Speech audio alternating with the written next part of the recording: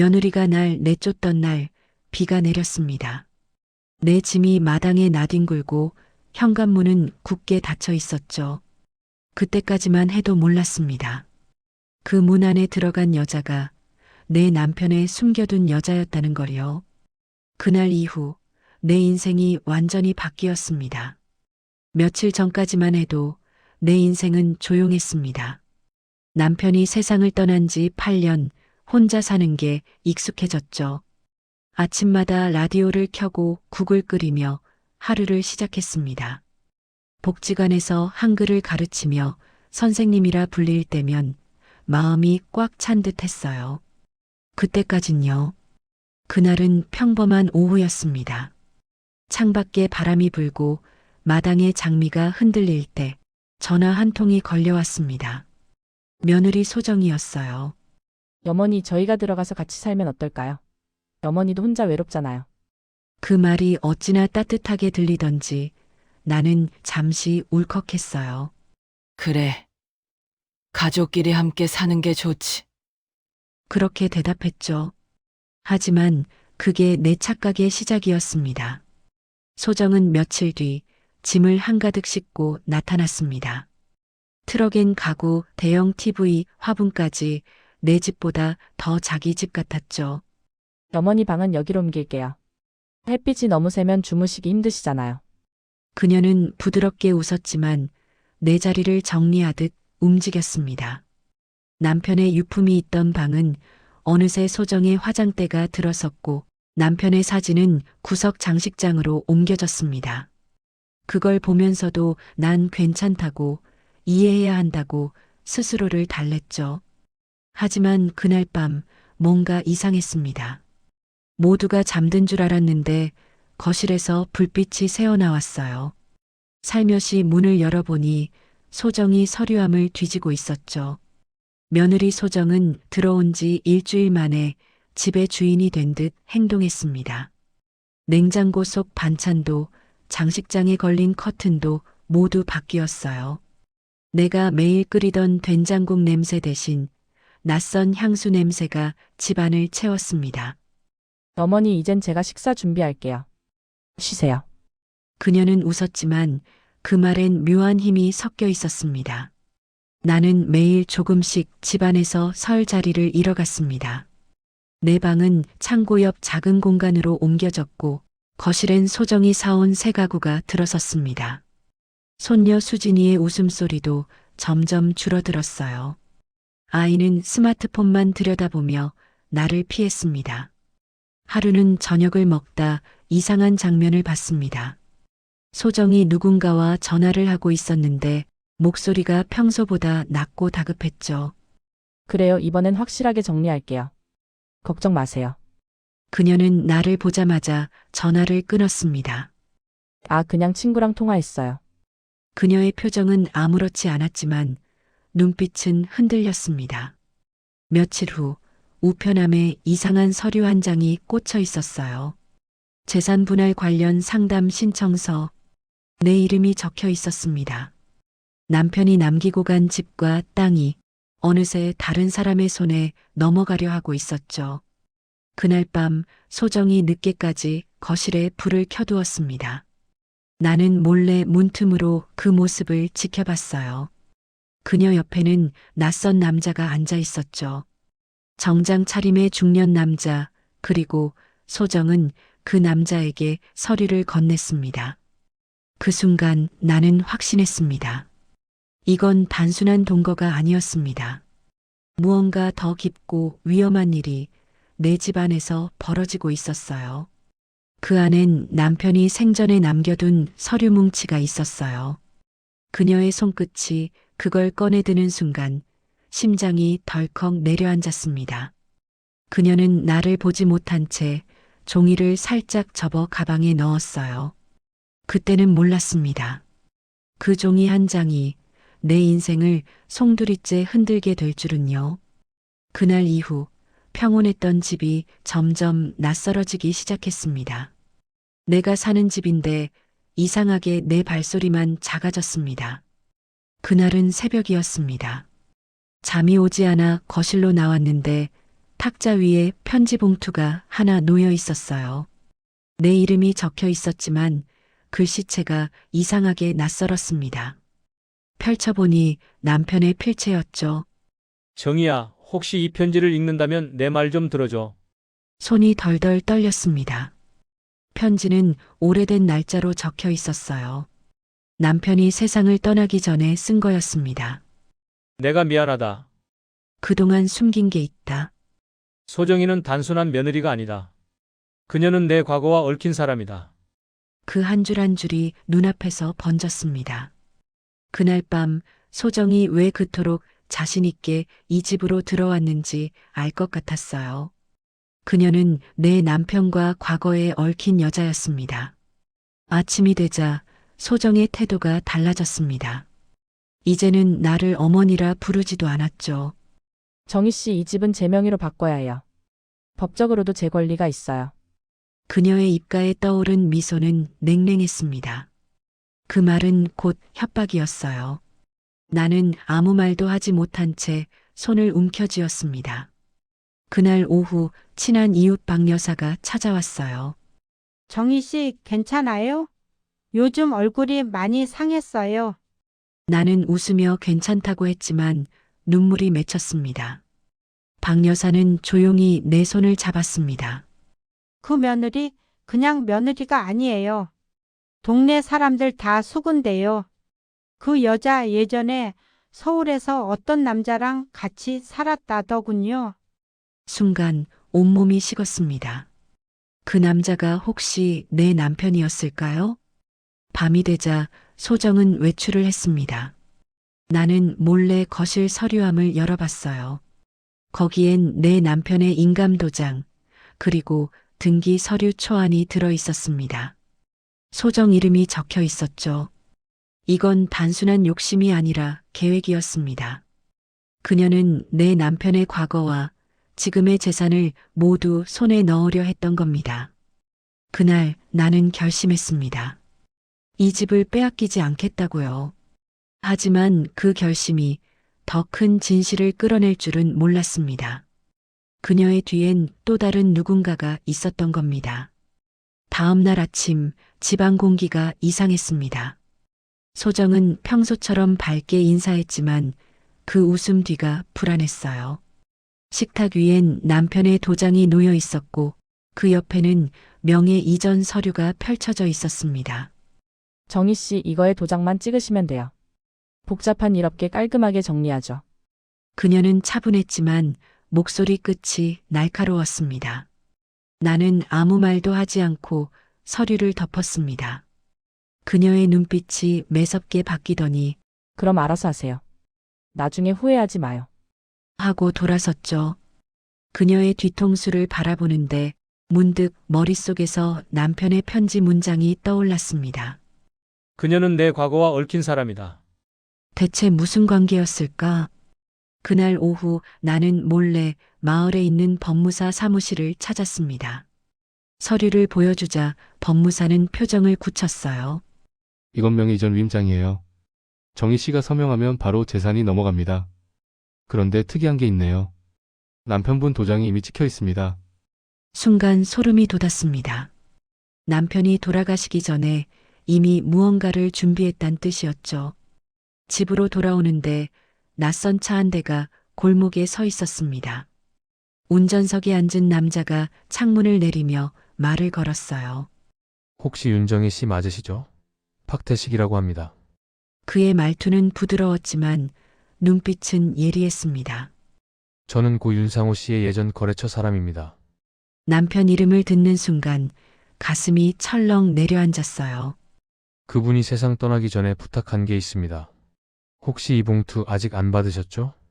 그는 봉투 하나를 내밀었습니다. 두꺼운 서류와 USB 하나가 들어 있었어요. 이건 당신께 가야 할 겁니다. 그 말만 남기고 그는 자리를 떠났습니다. 집으로 돌아와 USB를 컴퓨터에 꽂았어요. 화면 속엔 남편의 낡은 영상이 켜졌습니다. 정희야, 이걸 보고 있다면 내가 너무 늦었나 보다. 남편의 얼굴은 수척했지만 눈빛은 진심이었어요. 소정은 나랑 오래전부터 알고 지낸 사람이다. 그녀는 나를 협박하고 있었어. 우리 재산을 빼앗지 않으면 내 과거를 세상에 알리겠다고. 그 말이 끝나는 순간 정희의 손이 덜덜 떨렸습니다. 남편은 죄책감에 괴로워하고 있었어요. 그래서 내가 일부러 편지를 남겼다. 그녀가 언젠가 너에게 올 거야. 조심해. 영상을 끝까지 보고 난 뒤 모든 게 이어졌습니다. 소정은 단순한 며느리가 아니라 남편의 과거를 쥐고 협박하던 여자였던 겁니다.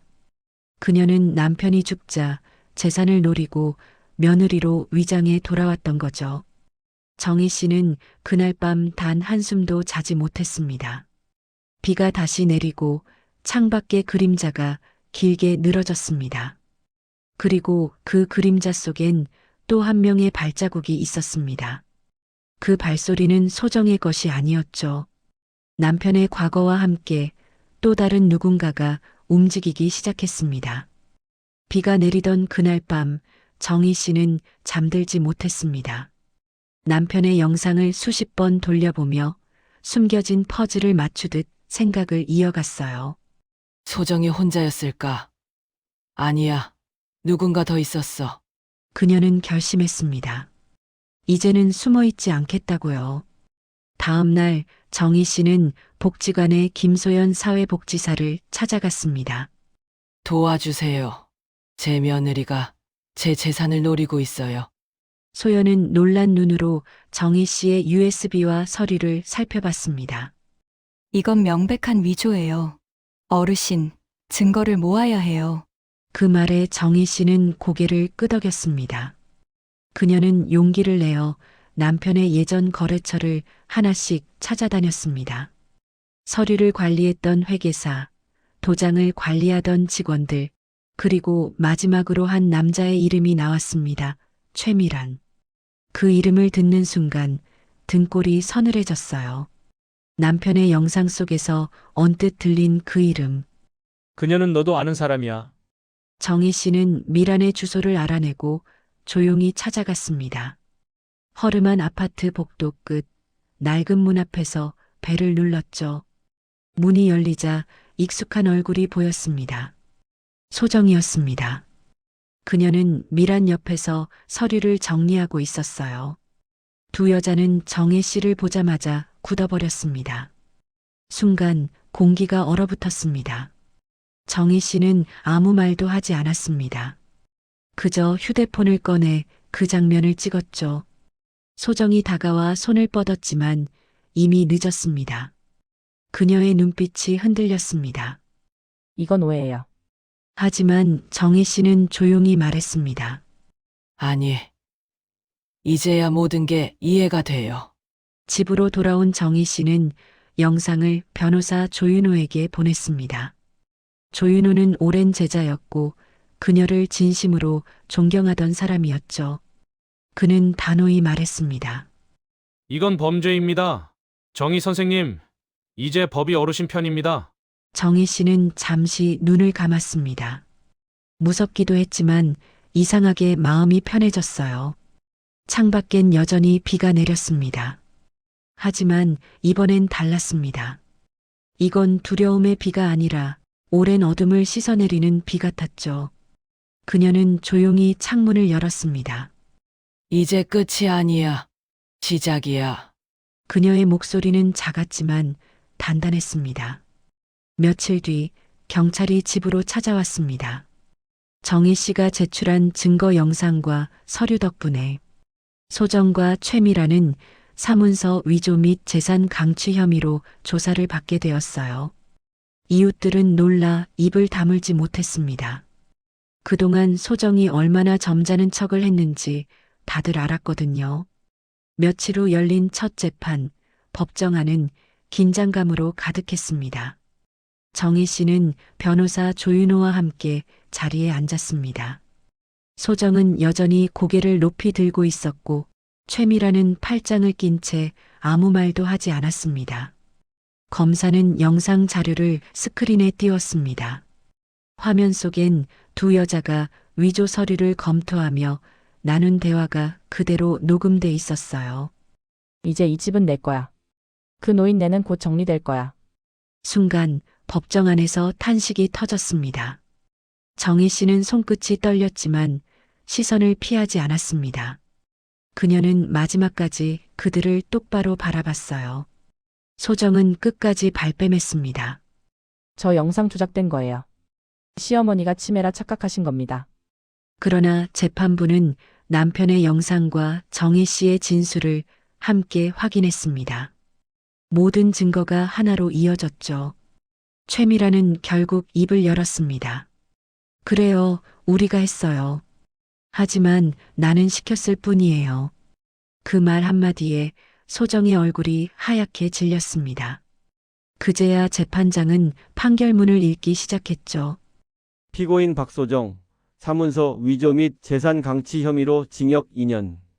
피고인 최미란, 공모 및 사기 미수 혐의로 집행유예 3년. 법정이 술렁였고 기자들이 셔터를 눌렀습니다.